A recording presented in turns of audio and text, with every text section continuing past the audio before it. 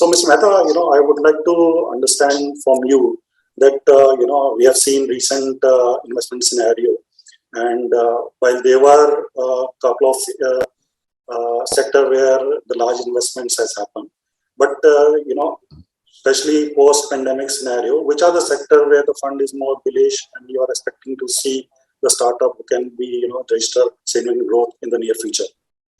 Over to you. I think that's a good question. How? So personally, and even as a firm, we don't believe that there is a pre-pandemic or a pandemic era.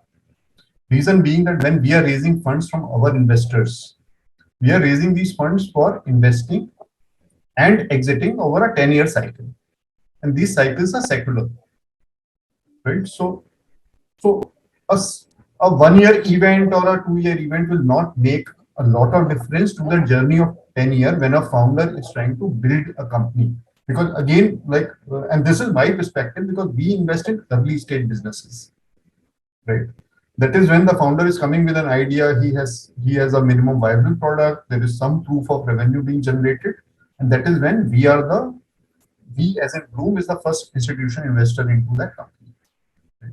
So our outlook would be more like measured over a period of time.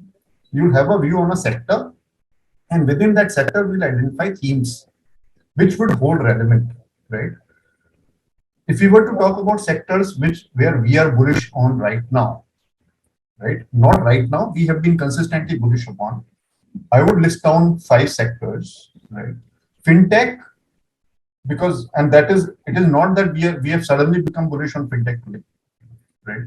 But what has happened over last 5-6 years is we have created a world-class digital fintech, infrastructure in terms of Aadhaar, the GeM trilogy, all of that, which is like an instrument like UPI does not exist in many developed countries of the world. We had an LP visit us from Europe last week, right? And we showed them what UPI does. We just simply transferred money in a second, and they said that, I mean, this is not something that they have no one is creating these kind of products in a supposedly very advanced geography like Europe. I understand. So fintech we will continue to be bullish upon. There are lots of good ideas coming up there. Some of these are more fin than tech.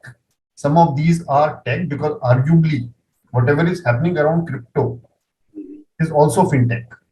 It is actually very much fintech, right? So fintech, and again, what we also have to keep in mind that these kind of ideas, whatever new ideas come up, they should be solving a real problem. Now the problem of payment, a laborer in Bombay transferring money to his bank account in somewhere in eastern UP, that is solved by UPI or whatever other developments that have happened. So we are solving real on the ground problems at scale, and that is what matters, which is why we continue to be very bullish on fintech as a sector. Education in a country like India, which needs to educate people, education continues to be very important. And of course, there are various arguments around how there was a pandemic tailwind and then suddenly everything has come down crashing. Now education also is not like one vertical. We are not always talking about test prep. We are also talking about, for example, skilling. So we have invested in a company called Unacademy, right? Unacademy does a lot of test prep, education, conventional e-education, etc. But they have also created a very strong product called Relwell, which is around skilling and testing. So we are firm believer that education will continue to grow in India. There will be ideas which will be moving more towards skilling, creating employability, creating skills, even if it is not job market skills. It could be, for example, something that you want to learn. It could be languages, it could be anything else. So that's a very strong sector. Another theme which continues to be very strong is SaaS. That has been an evergreen opportunity for India, because we have a lot of tech talent which is creating global products from global markets. So SaaS in terms of tools for developers, tools for creating tech infrastructure, tools for creating efficiencies, all of that will continue to see like great momentum. Even something like vertical SaaS, which is SaaS focused on particular areas or sectors, right? Again, like one sector which I would definitely want to talk about is deep tech coming out of India. So we have seen a lot of innovation, of course, like helped by the policy and the regulatory environment in India. And we are going to see a lot of this in coming years around electric vehicles and associated,